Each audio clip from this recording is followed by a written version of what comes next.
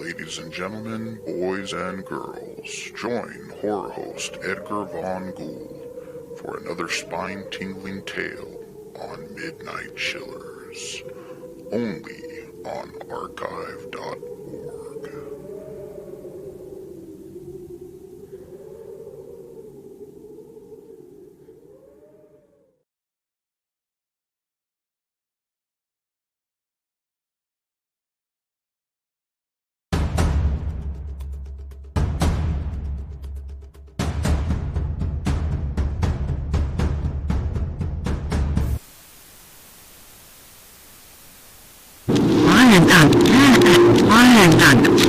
Jeśli on był imię Bafia, that you gonna have a footstep on the rainy account. One.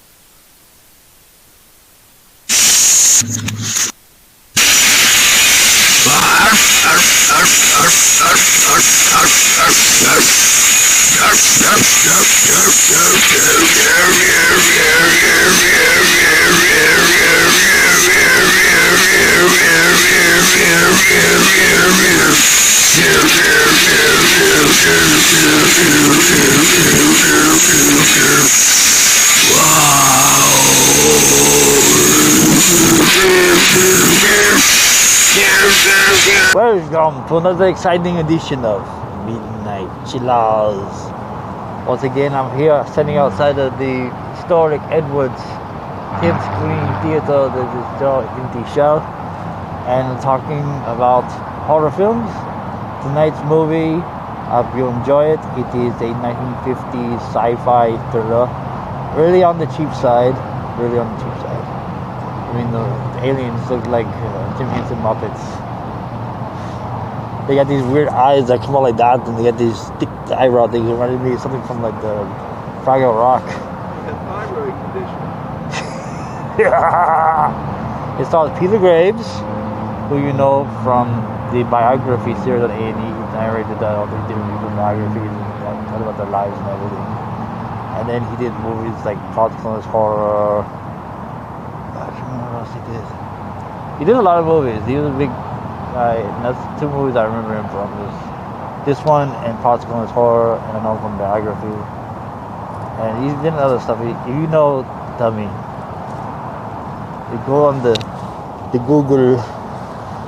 That's the thing that's been bugging me these days, is I started to realize that my generation, Generation X, we were like the last ones that really didn't have this whole internet thing come over and take over our lives. Because like, people these days, they don't even know how to write cursive. They stopped teaching cursive in school because they say they don't need it anymore. And they don't know how to drive a stick shift, even though the thing is on the thing. And I don't know.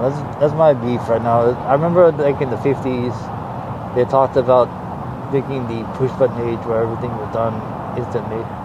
Then you started getting instant coffee, freeze-dried foods, frozen pizzas, and now you got microwaves and air fryers and all these different devices. We even have bread makers.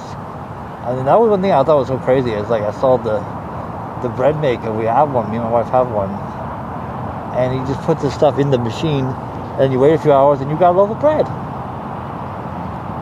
Well, at what cost? I don't know. That's one thing that kind of freaks me out a little bit about technology. Is like, what are we getting rid of? Because back in the older days, if you wanted something, you had to go out and get it. You had to work for it. You had to dig deep and find it. These days, you don't have to dig deep for anything. It's all there. But then you start having people making shit up. You know, like you got the Asian alien guys saying that like the Egyptians weren't smart enough to build pyramids. They had to have aliens. But then that's the big thing. It used to be fairies in the early 1900s. They were believing in fairies and goblins and leprechauns and stuff. And now it's aliens. Aliens did everything. They poured bread machines and Lucy Bay governors. Yep. So yeah, that's what Aliens didn't do everything. We did it. We are smart people. Some of us are kind of dumb, but most of us are smart. Everybody is smart in their own way. I don't think a bunch of beings came down thousands of years ago, took a bunch of monkeys and said, "Hey, I'm gonna make you guys into smart people, and I'm gonna make you dig for gold over here so I can be rich." I don't think that happened. But you keep dreaming that, don't Giorgio Tsoukalos. You keep thinking that. Good for you. It's not as likely as this. Oh no, I don't know. Anyway, so I'm gonna tell a joke before we get to the movie. This is a joke I've been saving. It's a good one. I thought I made it up a while back. But no, I didn't make it up. I heard it a while back, and it popped in my head. That's what I did this week. And I decided to make it into the show. This is a more spooky, harder, Halloween-y joke for you, Steven. Okay? Okay. Ready? Alright. So a vampire walks into a bar, goes up to the bartender and says, "I need a cup of hot water." And the bartender's like, "Okay." So he gives him a cup of hot water and says, "What are you doing? What are you doing?" And then the vampire pulls out a used tampon and dips it into the water, and the bartender says, "What the hell are you doing?" And the vampire says, "I'm making tea." I got you.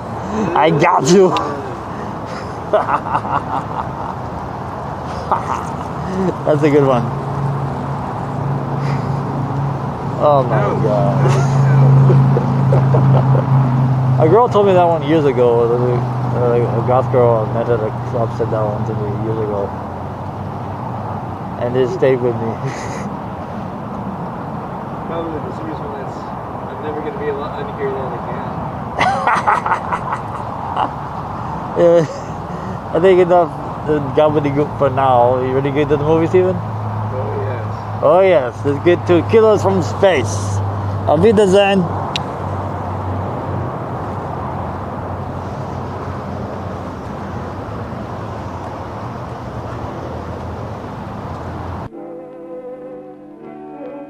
Soledad Flats, Nevada.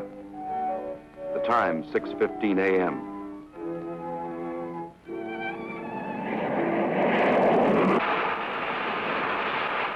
The climax of arduous planning. Operation A-bomb test underway. Detonation minus 2 minutes. Military personnel, from buck private to top-ranking brass. Men from research and news services move into position. The bomb-carrying plane makes its initial run. Radar with eyes that never sleep. Special equipment go into operation. All orders are carried out with split-second precision. Warning is given to all commercial aircraft to stay out of the test area. Detonation minus 70 seconds. Planes take to the air, carrying sensitive instruments and nuclear scientists, ready to record the radioactivity from the closest possible vantage point. Detonation minus 40 seconds. The bomb-carrying plane nears the target. Tension mounts as all members of the flight crew anticipate the task, to pinpoint the bomb on a tiny circle of Earth below. Now the plane wings its way toward ground zero. Warning signal is sounded. All observers prepare for the blinding flash of the bomb. Detonation minus 20 seconds. Command of the plane is given to the bombardier. Ground zero dead ahead. The key man now goes into action. Bomb bay doors open. Detonation minus 10 seconds. 9, 8, 7, 6, 5, 4, 3, 2, 1, 0.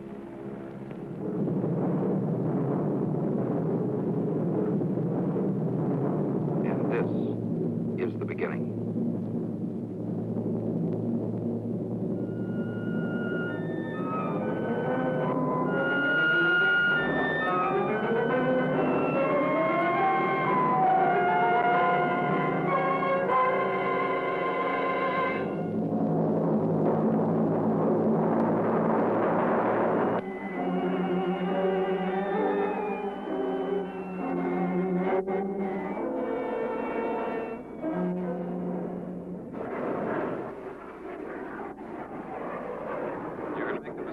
report now.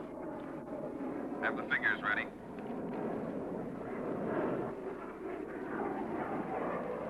Control from Tar Baby 2.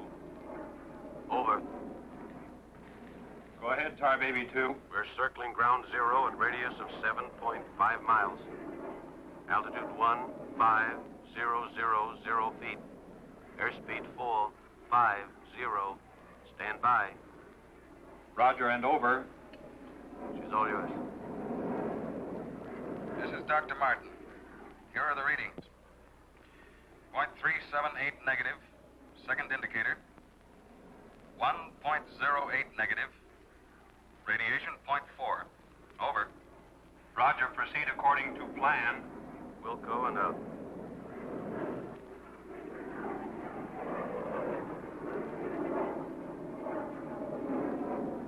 Take her in closer. Okay, Dr. Martin.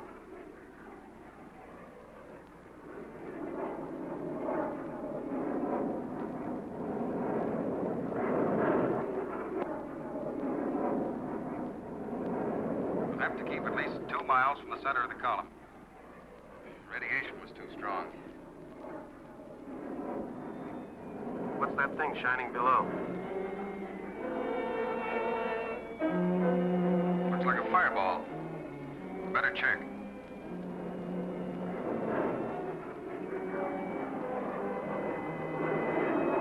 Dr. Martin. Dr. Martin, we're in trouble. Pull out!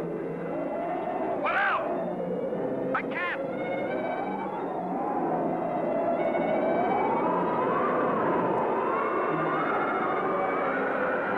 The controls are frozen.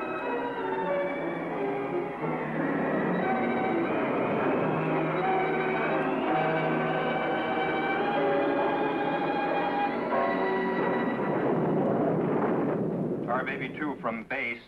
Come in, Tar Baby 2.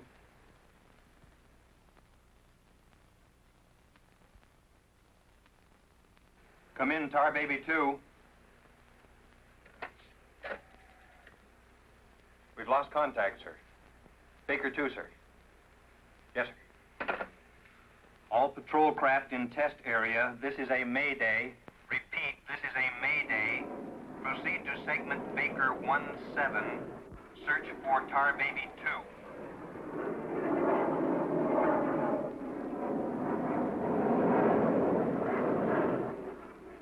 Control from Tar Baby 7. Wreckage sighted southwest corner, Soledad Flats. Ship appears completely demolished. No sign of survivors. Over. Roger, Tar Baby 7. Circle wreckage at 1000 feet until arrival of helicopter rescue unit.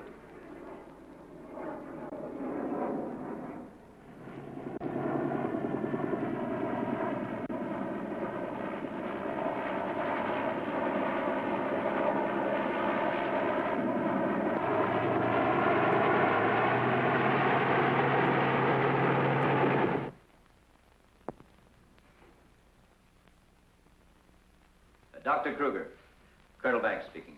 Would you mind coming into my office right away, please? Thank you. As I was saying, our search planes found the wreckage of your husband's plane, Mrs. Martin. A rescue crew was sent out, but... But they must have reached the wreckage hours ago. Why can't they find him? I honestly don't know, Mrs. Martin. Yes, come in. Ellen. Kurt. Colonel Banks. Isn't there any hope? I'm afraid not, Mrs. Martin. They found the pilot dead in the wreckage. And according to all reports, no one could have bailed out. I'm terribly sorry, Mrs. Martin.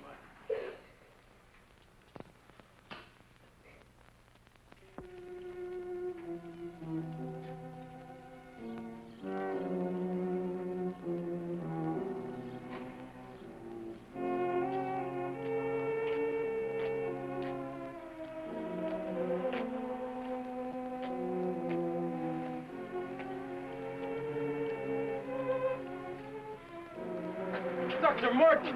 Dr. Martin, are you all right? I am, yes.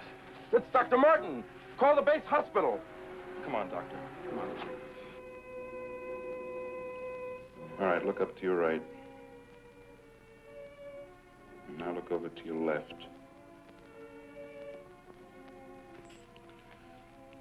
All right, you get up now.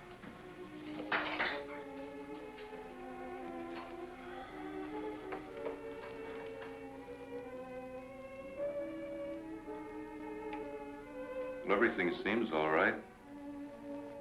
Except, can't you recall anything that happened from the time your plane crashed until...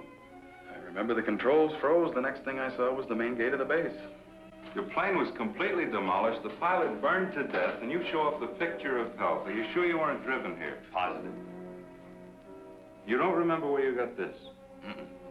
You know, your medical chart shows no indication of any scars on your body. Well, I must have got it in the crash. Now, this was surgery. A very skillful incision. I've never had an operation. Now, that's what I don't understand.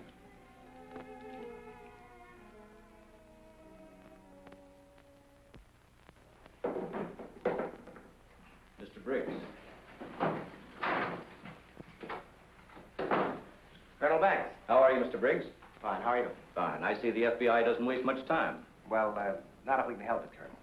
Oh, you know our base surgeon, Major Clift? Sure. How have you been, Major? How do you do? Well, I guess you gentlemen have business to discuss. Oh, no, this won't take a minute. Sit down. Sit down, will you please, gentlemen? Cigarette. Oh, thank you. I understand you've already talked with Dr. Martin. I just left him.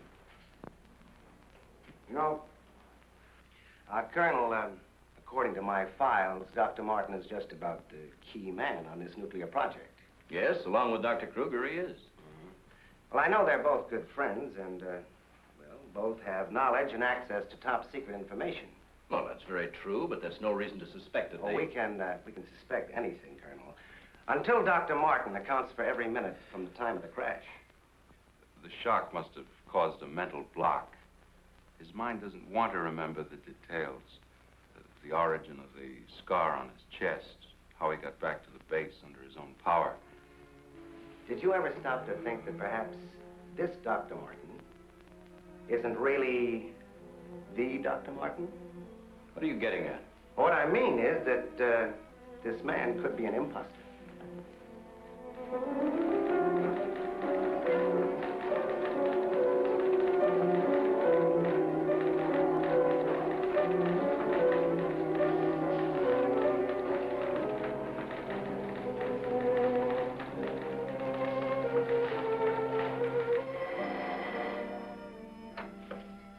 Speaking. Oh, they did come through, huh? They do check. That's what I've been waiting for, thanks.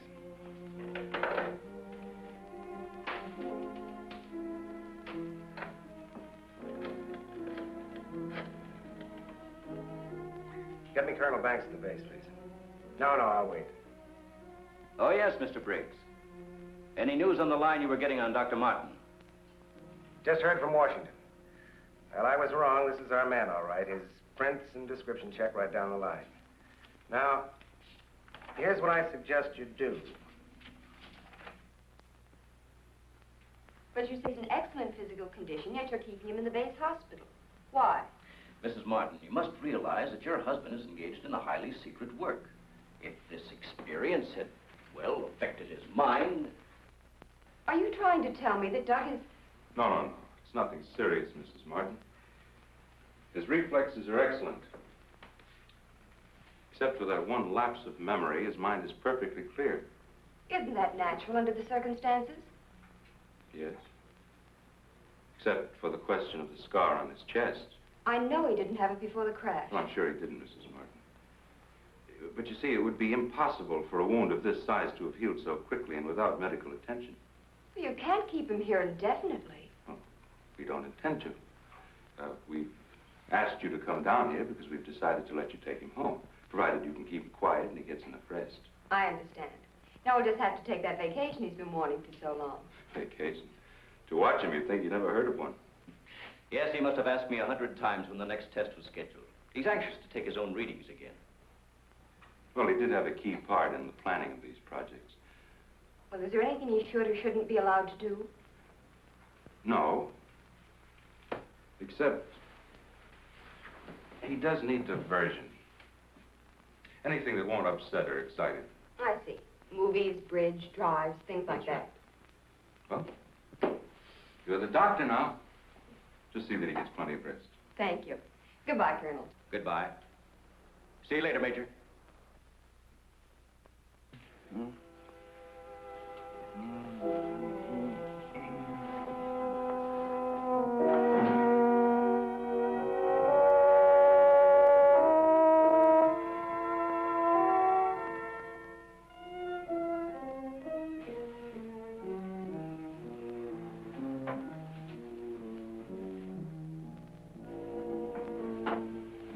Doug, what's the matter?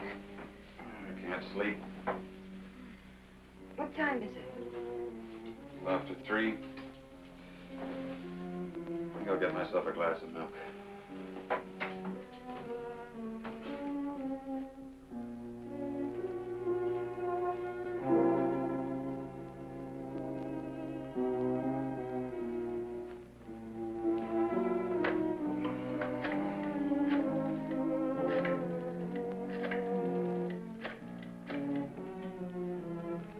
Give me squadron operations. Duty desk, please. Helen, what did you get up for? This is Dr. Martin calling. Who is this speaking? Sergeant Bandero. Anything I can do for you, Doctor? I wondered if there were any last-minute orders on another atomic test. What do you mean you can't tell me? Sorry, sir. Regulations. I can't give out information to anyone. No, sir. It won't do you any good to come down. All right, we'll see about that.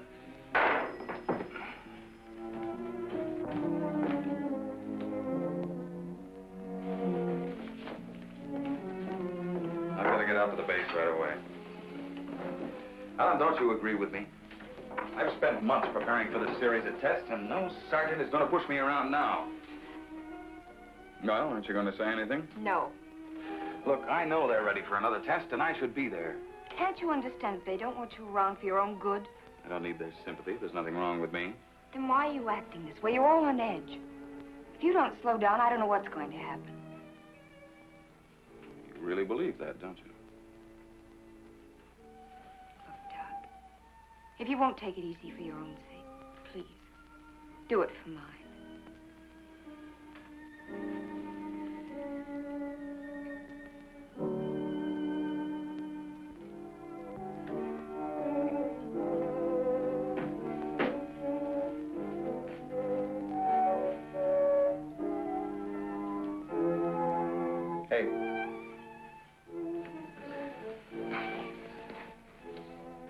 Hey, time to get up.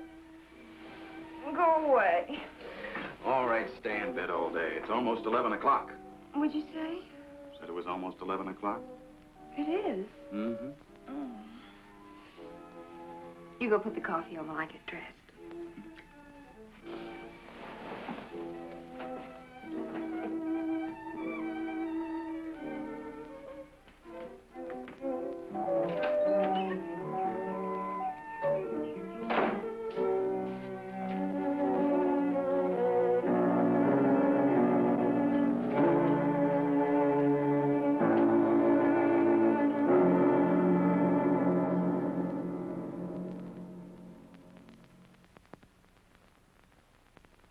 I don't care what you say. You had no right to go ahead without me.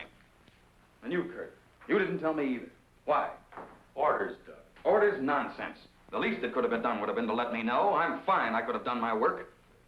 I hate to say this, Dr. Martin, but in your present state, you're not considered a very good security risk. Me? A security risk? My present state? What's the matter with me? How long am I to be considered? Only temporarily. The results of the test will be available for your study when you return to work. I am ready, Colonel. To us, you're still a very sick man.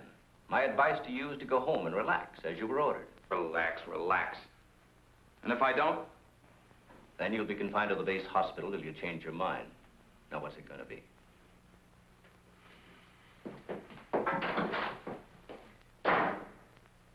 Well, Doctor? Oh, Dr. Martin.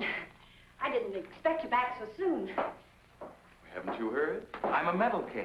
Can't even be trusted with my own work. Liable to go berserk at any minute. Colonel Banks will fill you in on the details. Don't tell me. Let me see. You're, I know. You're Miss Vincent, the secretary I share with, Oh, Doctor, you can't be serious. There was no one in your office, so I thought you wouldn't mind. Oh, that's all right. It's all right. As far as I'm concerned, you can take the rest of the day off. Are you sure? Mm-hmm. Oh, I don't really belong here. I just came in to pick up a few personal things from my desk. Goodbye, Doctor. Goodbye.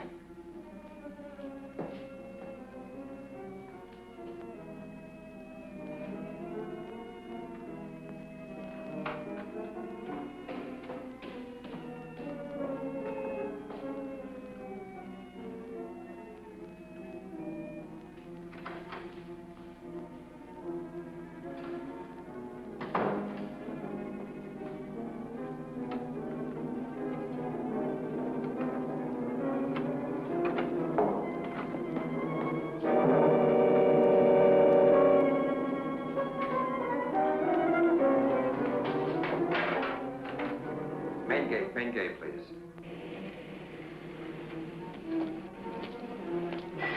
Just a minute, Doctor.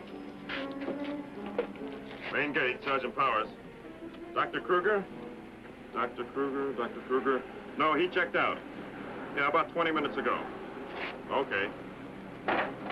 Sorry to keep you waiting, Doctor. That's all right. Okay, Doctor. Will you sign out, please? We'll post a couple of men outside of Dr. Kruger's office. Get me Colonel Banks at the Officers Club. Thank you, Doctor. Good night.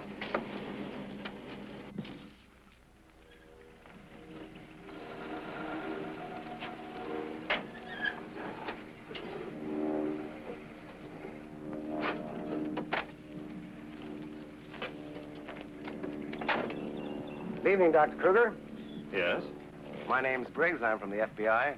Briggs. Briggs. Of course, I've heard of you. I wonder if you'd mind returning to your office with me. What seems to be the trouble? Oh, just a few things we'd like to straighten out. Concerns me? Well, I'm afraid so, Doctor. Take your own car if you like. I'll meet you there. All right, I will.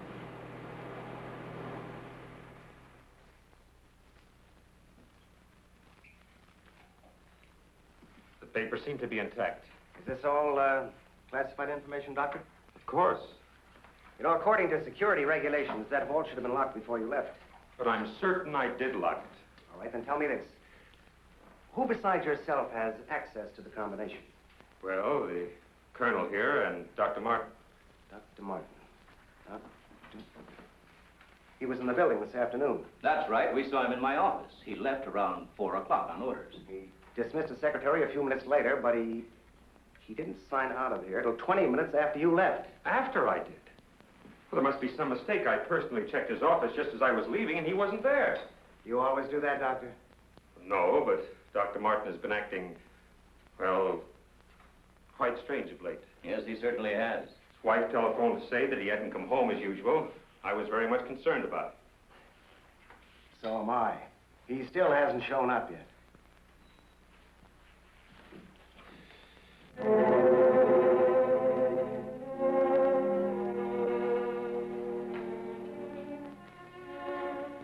What kind of pipe tobacco do you use, Dr. Kruger? Me? Why, I don't smoke at all. Did you, Colonel? Cigarettes? What are you driving at? That's funny. How long has Dr. Martin been using this brand of tobacco? Well, I really don't know. Why? Now, Mrs. Martin, you say you have no idea where he could be at this hour. Why, no, he's never been this late before without telephoning. Well, I hate to ask this, but have you ever had any suspicion that there might be another woman? Certainly not. I'm sorry, Mrs. Martin. Just why are you asking me these questions? Well, let's put it this way. Has he made any new friends lately? You know, people not in the usual group. No, the only people we've seen in months have been connected with the Institute. Excuse me. Hello? Yes, just a moment. It's for you, Mr. Briggs. Thank you.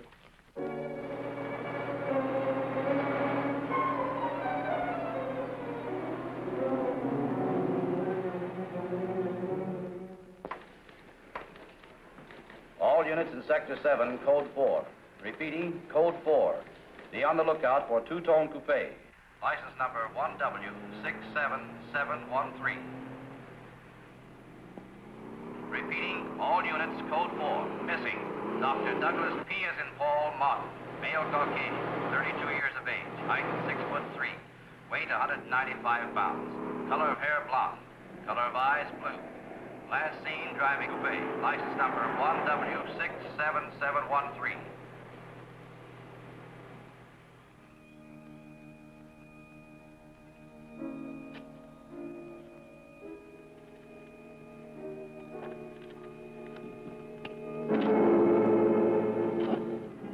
Dr. Martin. What are you doing with this? Any special reason for placing it under this rock?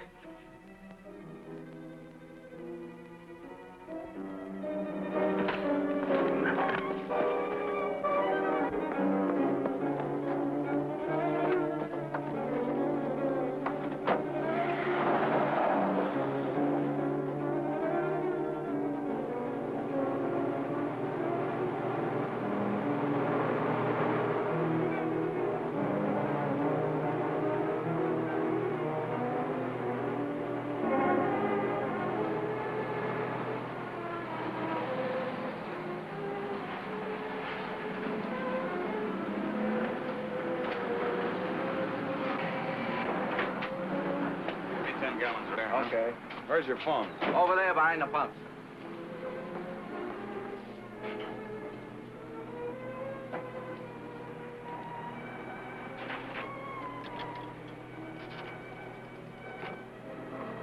Operator, give me Crestview 95359. All units in Sector 7, Code 4.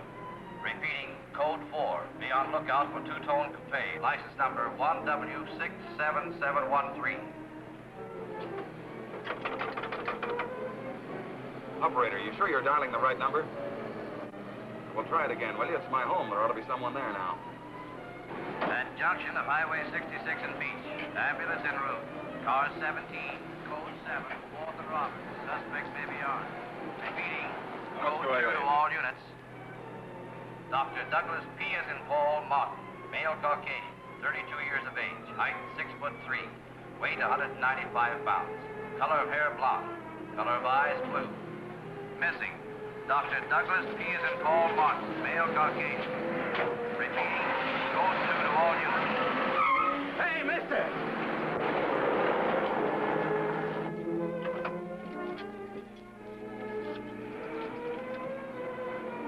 Operator, give me the police, quick.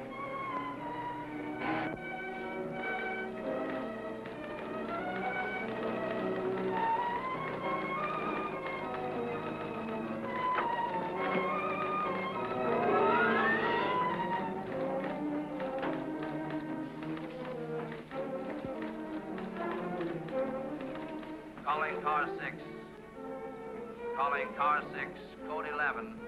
Come in, Briggs. Calling car 6. Calling car 6, code 11. Code 11, Central calling. Come in, Briggs. Hello, Central. Hello, Central. This is Briggs. This is Briggs. Come in. Subject, Dr. Douglas Martin, last seen en route 61, heading toward North Junction. Stopped at gas station, corner of Ridgewood and Mills Road. Acknowledge. Roger. Briggs out.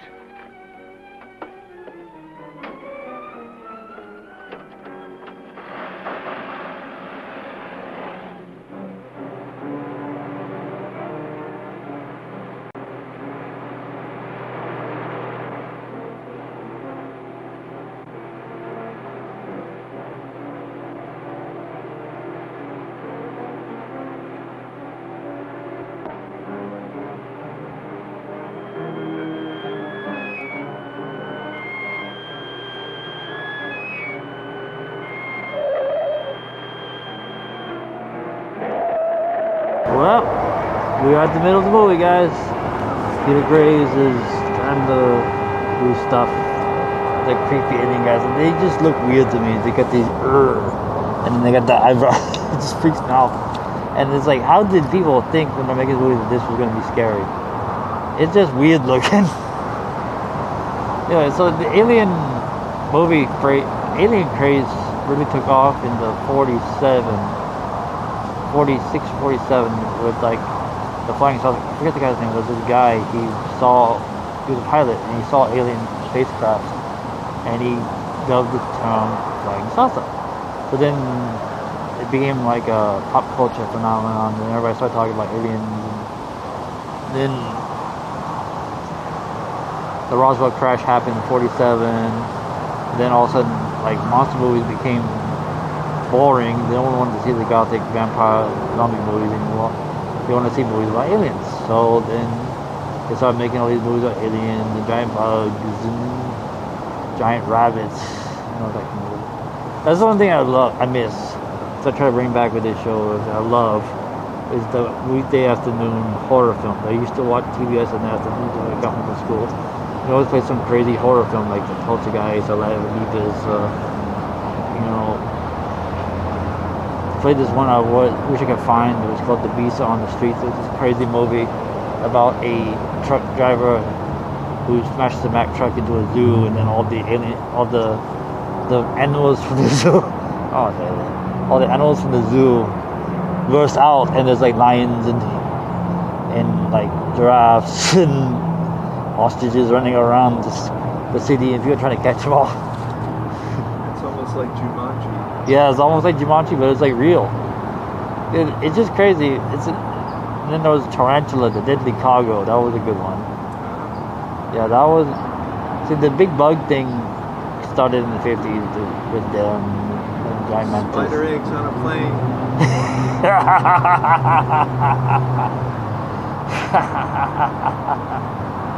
Yep.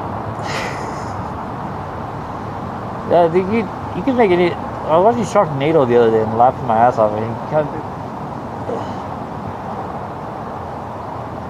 don't know. There's something magical about making a movie that you know is a piece of shit, and then you still trying to make it work. And there's a difference. It's like people are just trying to make a piece of shit just to make a piece of shit, and then just say, hey, look, I made this movie. It's so silly. Just make fun of it and do all that. It's one thing to do that. But another thing, like with this movie, with Killers from Space, they thought they were making a good movie. They put their heart and soul into this movie. They said, this is going to be an epic masterpiece. And they just went for it. And it did not work.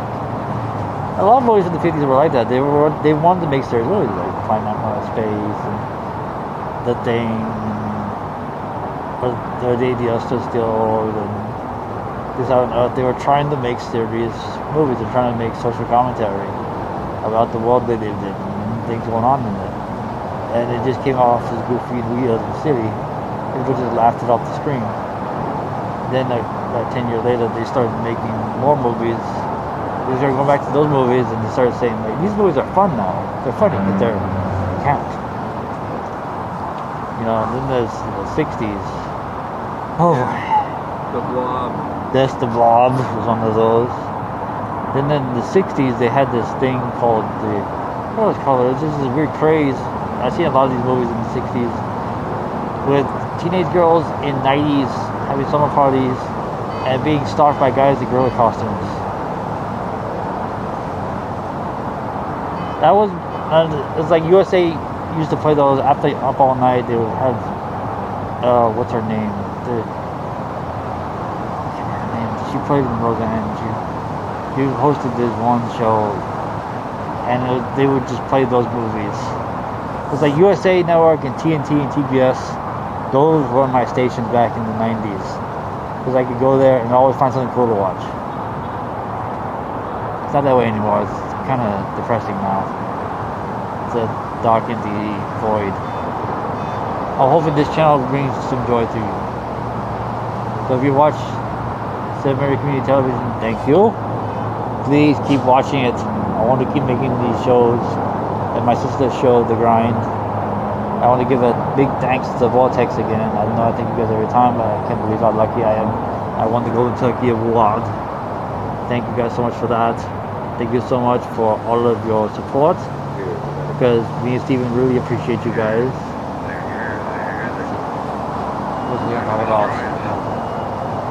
Yeah. I think we're about done for now, huh, Steven? Let's get on to the movie. And we'll see the end of the movie, then I'll be back at the end. We'll talk more about this stuff. So, I'll be the same.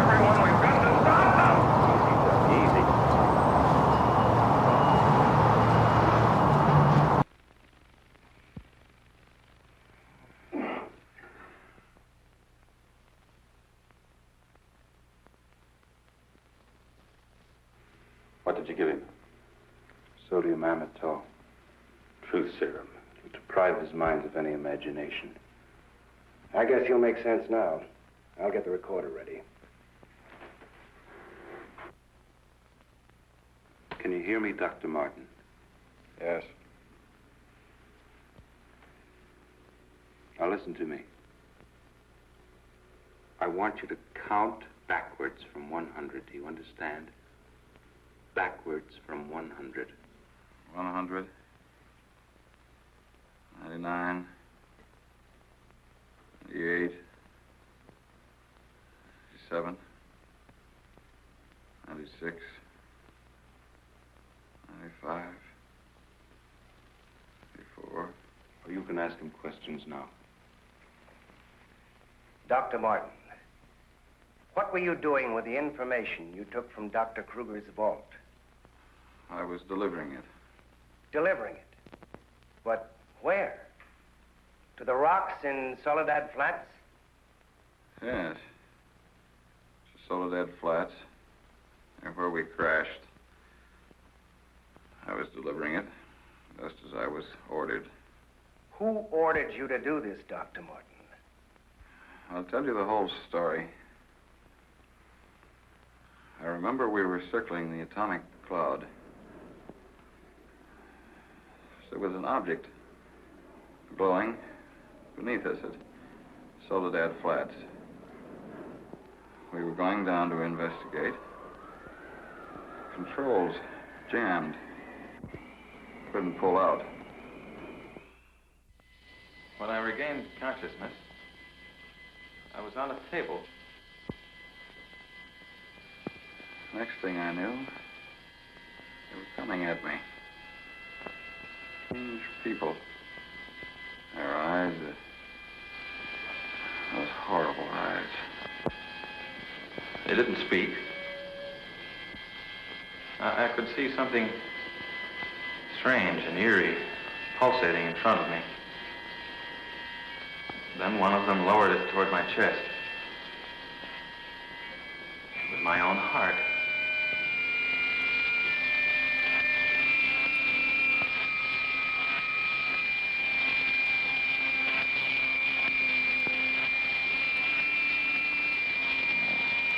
What happened? What is this place? Who are you? What are you doing to me? Can't you speak? Who are you?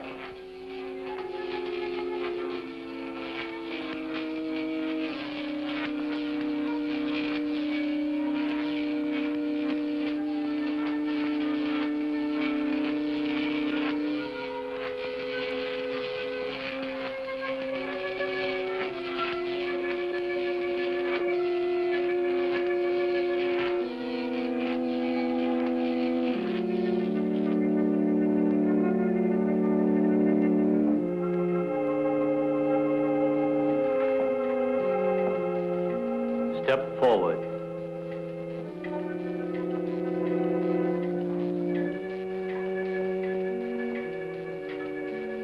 Dr. Martin, I see you are quite well.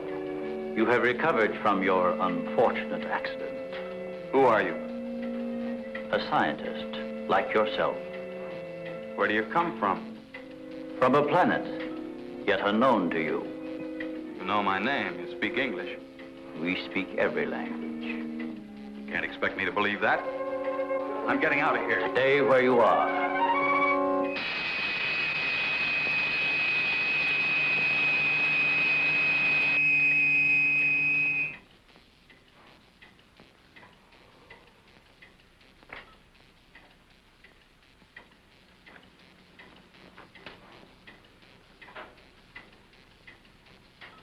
Who are you? I have already told you that. How did you get here?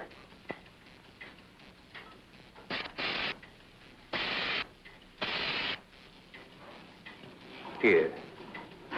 In our machines magnetically propelled across the electron bridge we have created. Electron bridge?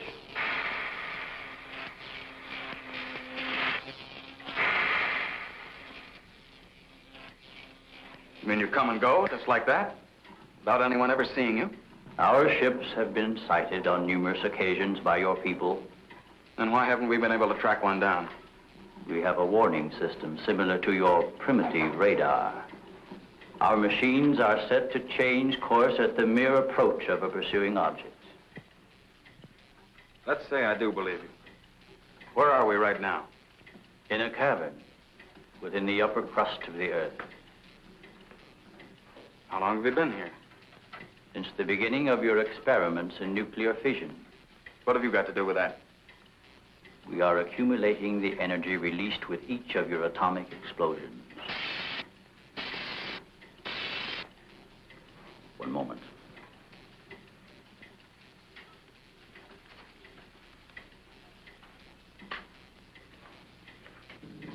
No, I here, here, here. No, here, here. Pilot, Nino, Navasino, Yara, Casino, Valpino, Harold Nidira. What was that? A report from the monitor we sent to the surface to obtain the results of your last nuclear test. Results? They'll take days to analyze and compute. I think you will find these figures are correct.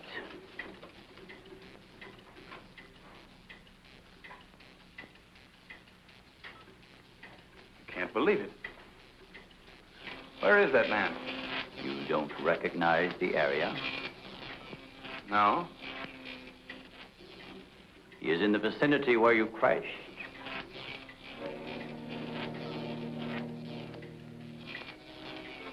That rock was glowing. A normal reaction in view of the amount of radiation absorbed. You have a remarkable memory, Doctor, considering the fact that you did not survive the crash. What do you mean? The mechanism of your heart had ceased to function. It was necessary for us to revive it. You were dead. I was dead? So that's what they were doing. You didn't even try to help the pilot. Why did you save me? Because we had an important need of your services. Such as?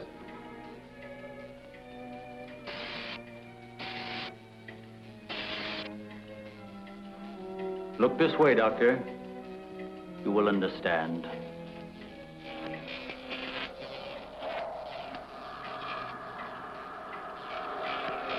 Here, Doctor. You are the first of your world to be looking at our solar system, the Astron. This is our planet, Astron Delta.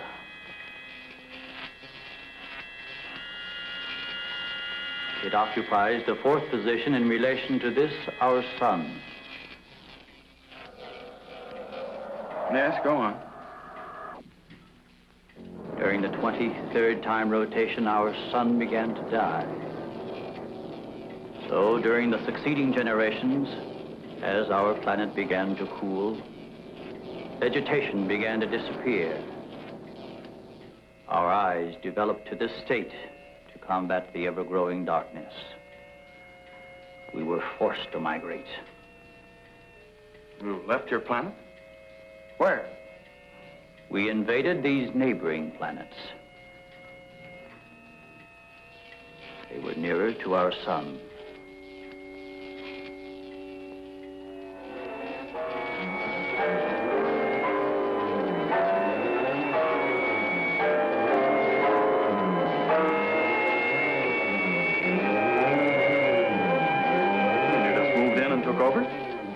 How many of you? All of us, well over 1 billion. There were feeble attempts to stop us, but we were prepared for such contingencies. And now that our sun is about to completely expire, we must move again in order to survive. Yours is the only planet in this solar system capable of supporting our civilization. This is fantastic. Over 1 billion of you trying to come here to Earth. We have no alternative. We have been putting our plan to work for some time. At the proper moment, the invasion will be launched from our platforms, which are being readied in space. Nothing can stop us.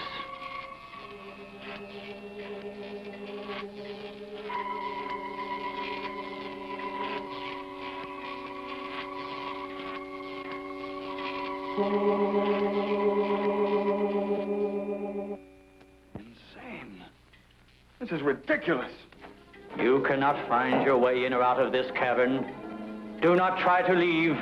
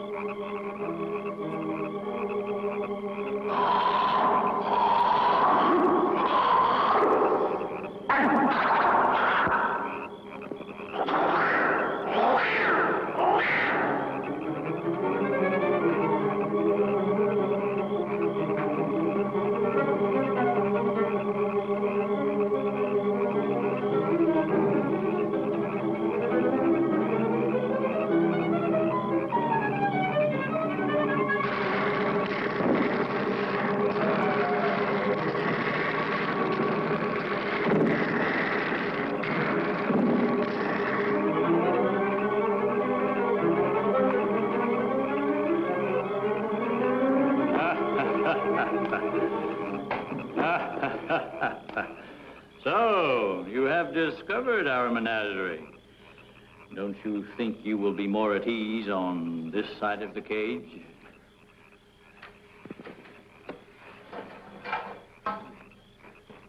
It's horrible. What are you doing here? We are breeding our, shall I say, armies. Those carnivorous insects and animals? What have you done to them? Their growth is due to a change in their genes. With your next nuclear test, these animals will multiply at a rate beyond imagination. When the time comes, we will unleash them. They will spread to every continent and devour every living thing on the surface of the earth. What good will that do you? How could you expect to survive better than we? We have provided for that.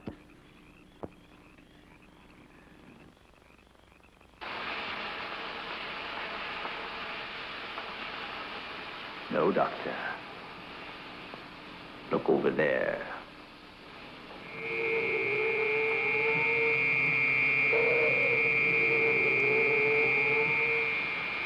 We will use their bodies to fertilize the soil. Vegetation will rise up in abundance. A new era of civilization will begin. Gamma rays? You see, Doctor, we have arranged for everything.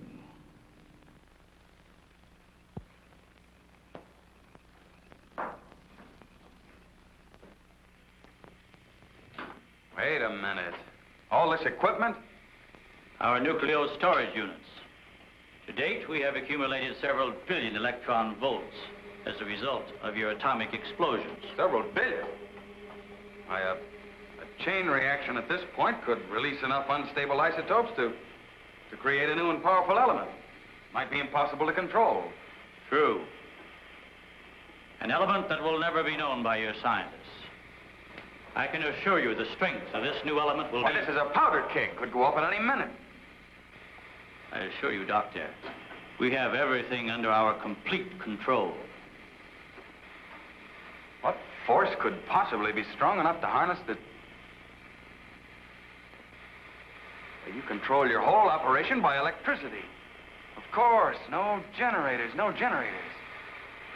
That means you're getting your power from somewhere on the surface. It must be passing through here. You have heard enough, Dr. Martin. Step inside.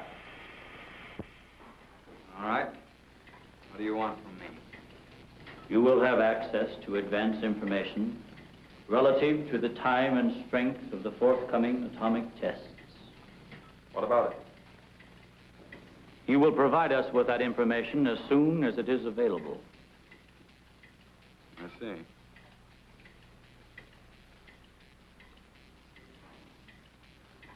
You're afraid of an overload. You can't tap enough electricity wherever you get it from to control a strong enough charge. You are a clever man, Doctor. Perhaps too clever. And what makes you think I'll give you any information? It is the only way you can save your own life when the time comes. You will be transported to one of our platforms in space and resettled here when our operation is completed. You're asking me to sabotage the entire world, 3 billion people. They are doomed in any case. Yeah? I guess there's no alternative. I'll have to do as you say. You are lying, Doctor. Your only wish is to betray us. No. I know. Your thoughts have been recorded.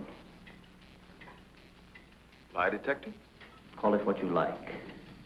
You force me to resort to other methods.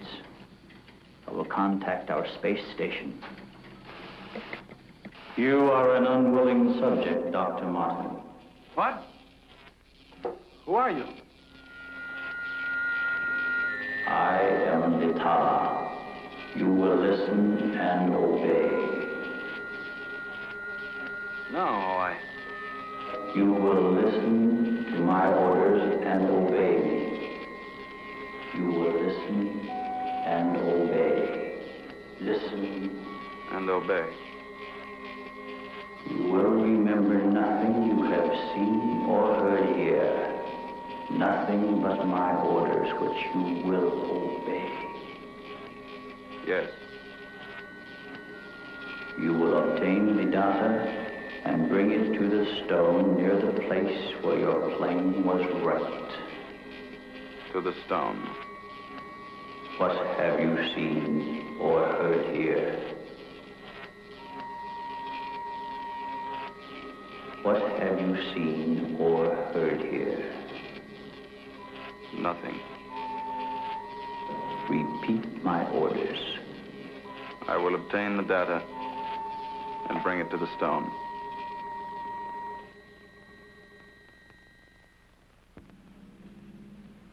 Well, that's what I did. I took the information to where they told me. I didn't realize I was being mesmerized.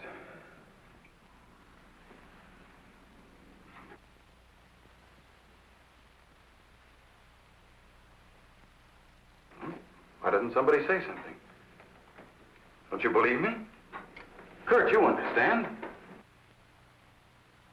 These giant animals breeding by the millions, they'll devour everything unless we stop them. Of course, Doug, we will.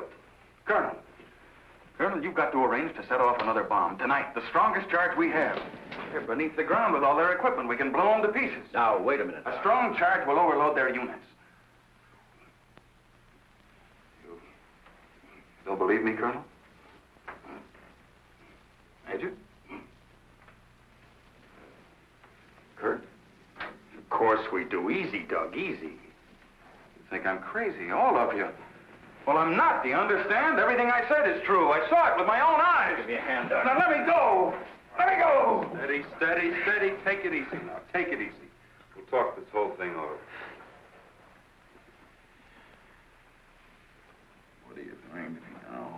just rest quietly. That's it.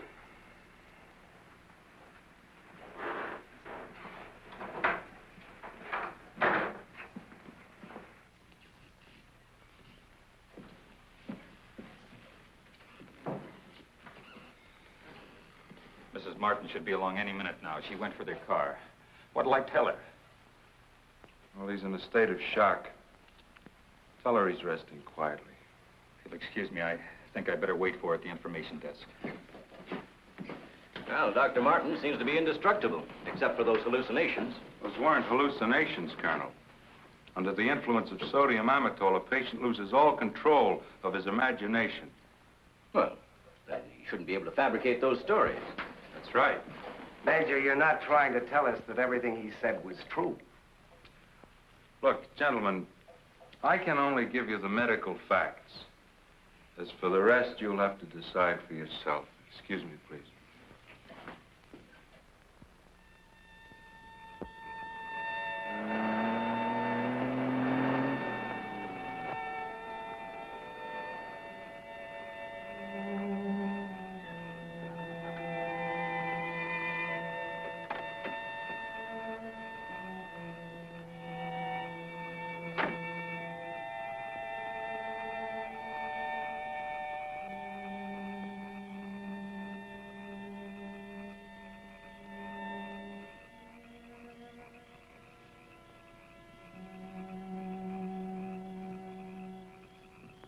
Good evening, Dr. Kruger. Chilly, isn't it?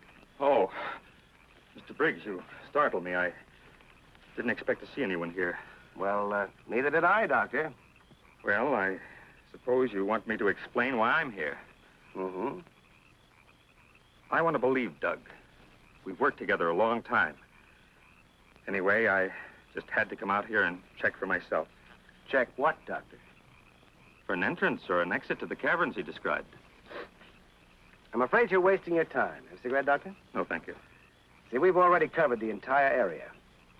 We couldn't find a thing. Then, what about that scar? I'd like to see you disprove that. Oh, Mrs. Martin. Oh. How is he, Doctor? Oh, he's resting fine. I think he'll be all right. How's the car?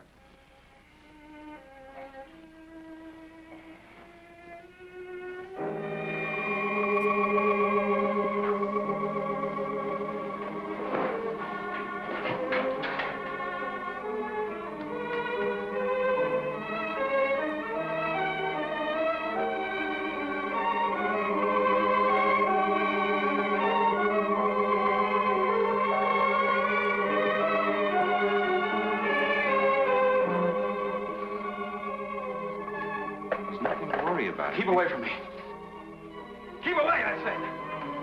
Doc! Let me go. They're after me. Nobody's after you, Dr. Martin. Keep away. Doc, he's trying to help you. I don't need the help.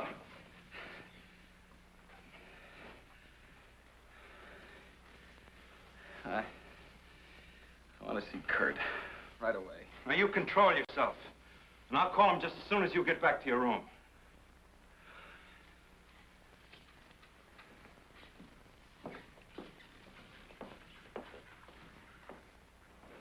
Now, you get back into bed and I'll call Dr. Kruger.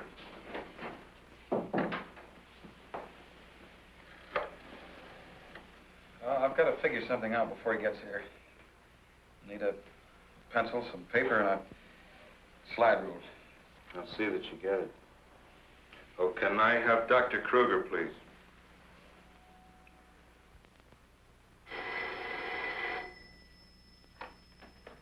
Dr. Kruger speaking. Oh, yes, Major. How is he?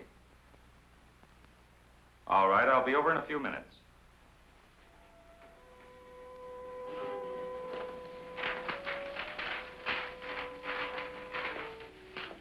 Doug. Doug.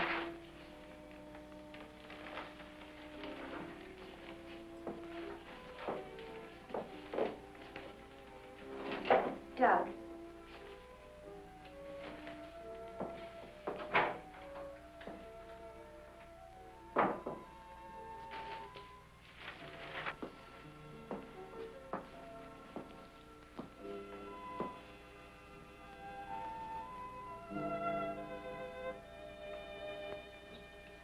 Kurt. Ellen, I got here as soon as I could. Is there anything wrong? He's much better.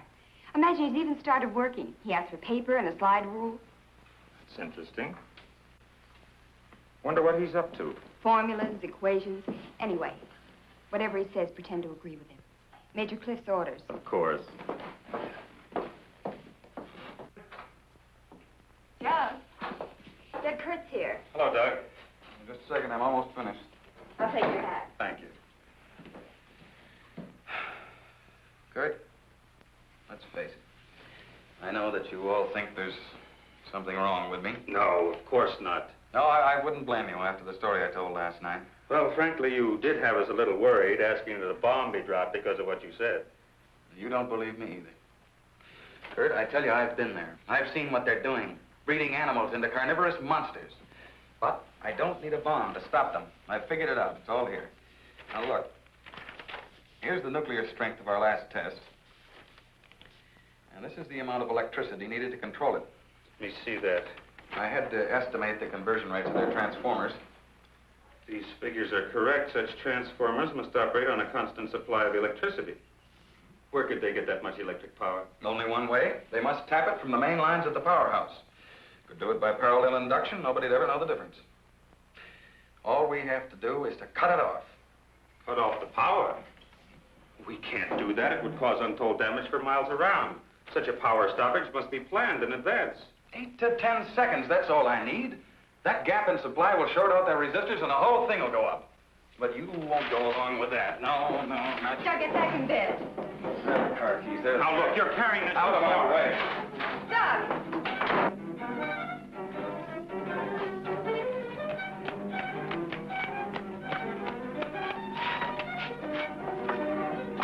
Please call the main gate and try to stop Dr. Martin.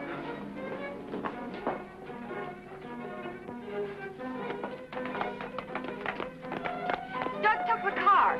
Hurry. Dr. Martin! Stop! Stop! He did what? How long ago? Right, we'll leave immediately.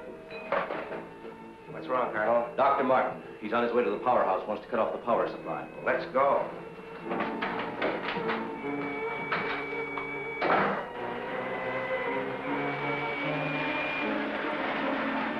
I couldn't stop him, Doctor. He went that way.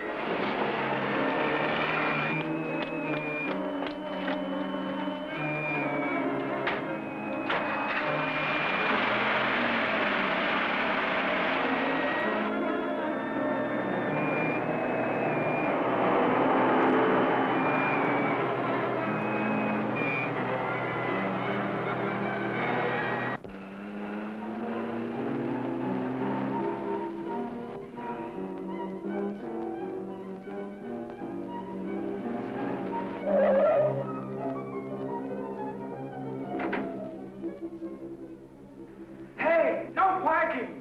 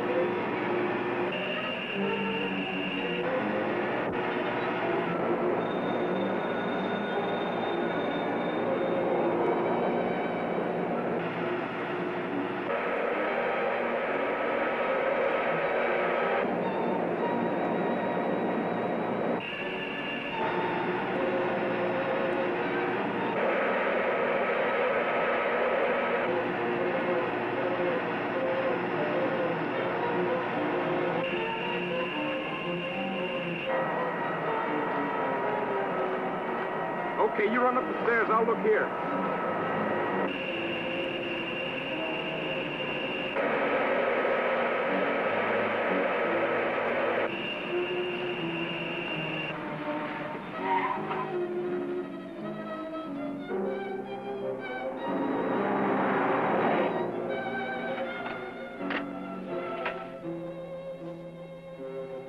There's his car. Come on, hurry.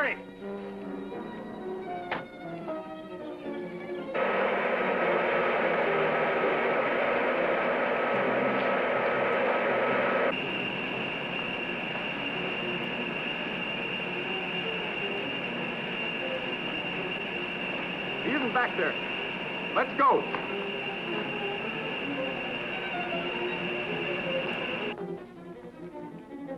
Where's the driver of this car? He went into the building.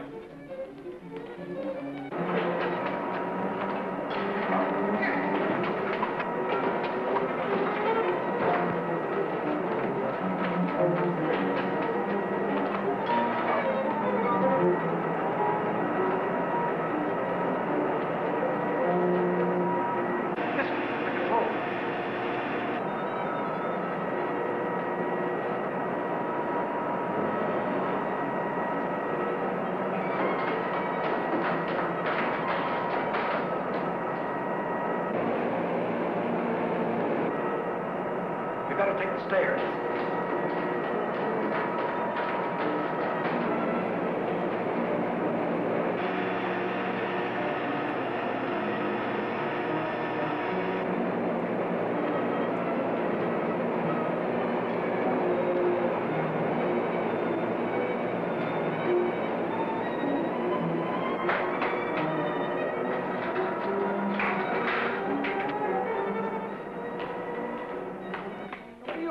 Where are the main switches?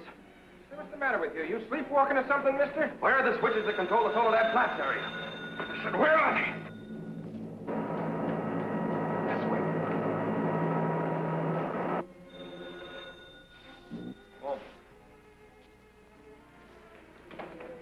Control room. Yeah. Uh-huh.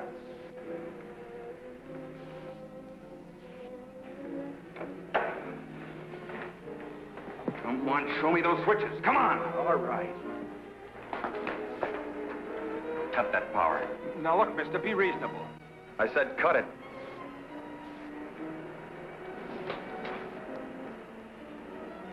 Now the next one.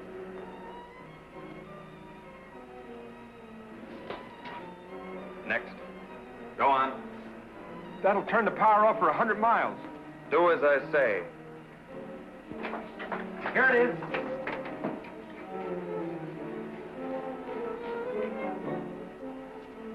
Stay where you are. Put down that gun, Dr. Mott. I'm warning you, Colonel. How many closer and I'll kill you. Now the next one. What's this one? That's the master switch. Cut it. Doug, please, don't.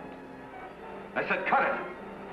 Get back or I'll kill him. Go on, get back. Go on, get back.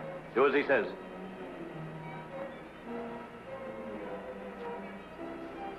Give me 10 seconds after I cut the power.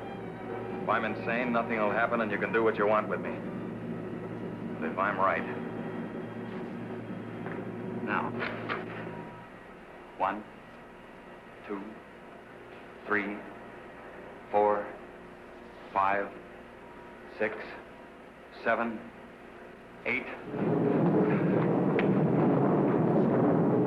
Over here.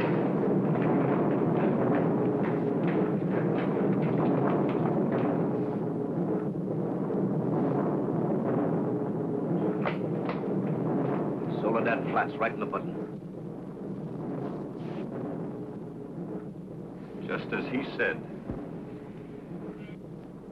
He blew them to pieces.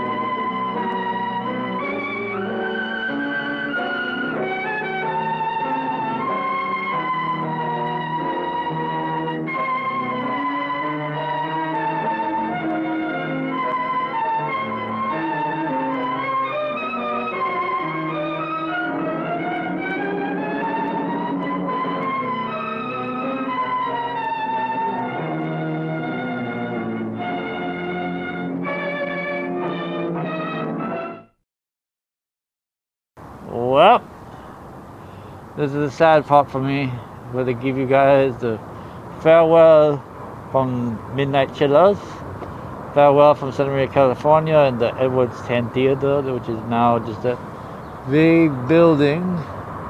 Everything in it that resembled a movie theater is pretty much gone. It's just an empty shell. And they're not allowed inside. If we were allowed inside, that would be more fun. I could ask them, maybe next time, if I could go inside and film some stuff in there.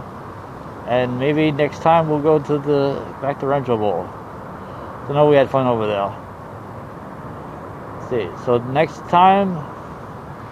movie on the docket is I Bury the Living, which is a British horror film about a guy working at a cemetery, and he puts the wrong pins in the wrong grave markers, and people start dying.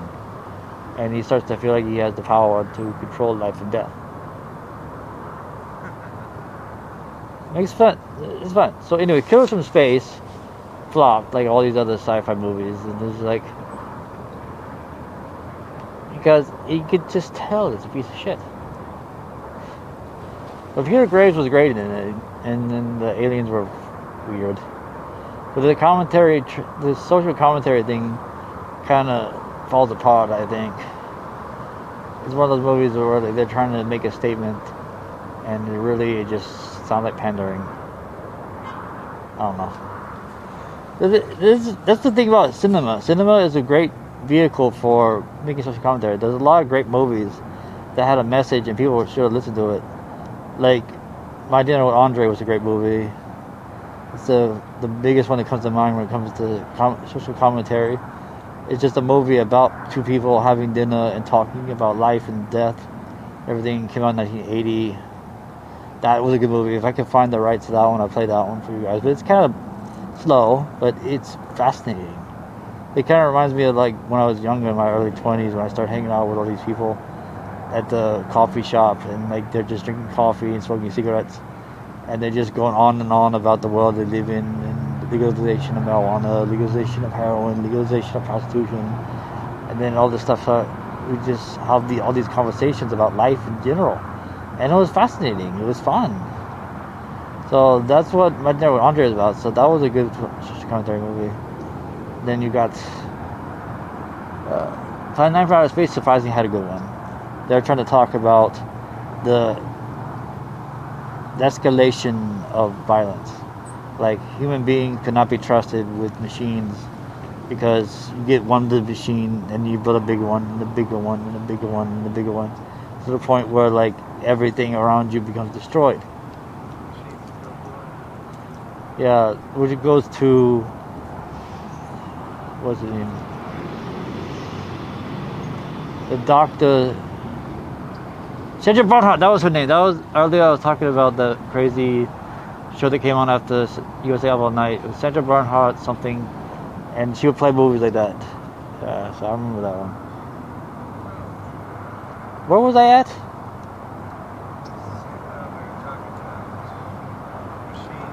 Machines, yes, machines. Oh boy. Yeah, the machine. That's the metaphor about the ring from Lord of the Rings. Is like Tolkien said, he's metaphor for like the machine. Because human beings, that's the commentary track. That's the social commentary thing I like. Is this whole idea that like the more technology we get, the worse we are. And it's true. I mean, people these days are all like this all the time. I go out in public and everybody's like this, and I'm like. That's part of American Sign Language now, isn't it? Yeah. Texting. This is texting. Isn't that crazy? There's escalation, and then it goes. It's just weird how you just sit there like at a coffee shop, like Starbucks or something, and the people are like this on the top. And I know they're writing scripts. Everybody wants to write a script and become a millionaire in Hollywood now. Everybody thinks that they are the smart one and that everybody else is the dumb one. So they write some crazy script and they put it in the back pocket, and then they shove it in people's faces all the time and say, "Look, I wrote this. We should make this no movie. Give me $1 million." It doesn't work that way. If you want to make a movie, make a fucking movie. Just get off your ass, get some cameras, get some friends, make a movie. If it works, great. The crappier it is, the campier it is, the better. Look at Trauma. They make millions off of this stuff. And they have a loyal, dedicated fan base, and they sit there and they make movies that they know are pieces of shit. And they embrace it. I mean, they love making pieces of shit. And then you got Full Moon Entertainment is like the other one. It's like there's like East Coast, West Coast. There's like Trauma is East Coast, New York area. Full Moon is California, LA area. They're both doing the same thing. They're just doing it like a different style because of a different coast and in a different area of the country. But they're doing the same thing. They're making movies. So if you want to make a movie, make a movie. If you want to make a TV show like I did, make a TV show. They got tons of guys just like me. It's a whole movement of horror hosts out there. And we're out here, we're making this stuff happen. We're not doing it for money. I don't get paid. I'm doing this out of my own pocket. Steven's helping me out of his own free will. If I could pay him, I would, but I can't pay him right now. Thank you, Steven. You are a god. You are the man behind the curtain, like in Wizard of Oz. You're the... Thank you. And thank you to everybody who watches, people who write letters, post comments on my YouTube channel or my archive.org. You go there, watch my show, leave a comment, let me know you're out there, and I will talk about you. If you are in a band and you make music, I would love to hear your music. If you're an artist, show me your painting, show me your drawing, show me your art. We're not doing this to be rich, we're doing this because we love it. Because it would drive us crazy if we kept all this stuff inside. That's what a lot of people do, and it is scary, is they keep all this stuff in here. And they don't let it out. So let it out! Do it now! What's wrong with you? Come on, let's do it! Let's make some art. If you're in San Bernardino area and you do metal or punk or country or whatever you do, and you want to be on TV, send me a message on Facebook, on YouTube, on the email, is it Google? Country metal. Country metal.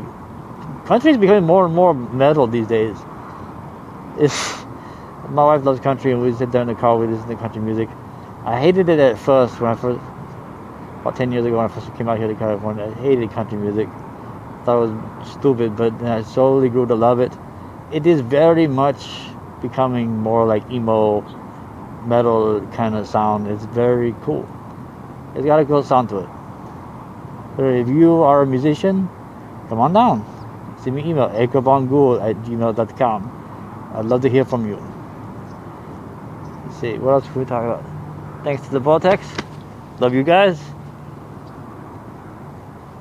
Love the Vortex. Love Sluggo, Krim, Kushner, RJ, Love Hearts, Molly K, Sparkly Death, Cerberus, Evil Dr. Toad, Freezer Mortis. Who else am I missing? Did I get her? I think I got her. If I didn't get you, I'm sorry. My mind's... But if you're watching this on the Vortex, thank you guys. Couldn't have done without you. Thanks for the award. I feel so honored to be Horror Host of the Year for 2024 and have my name permanently set up with the award-winning horror host Edgar Von Ghoul. Next stop, the cemetery. Next.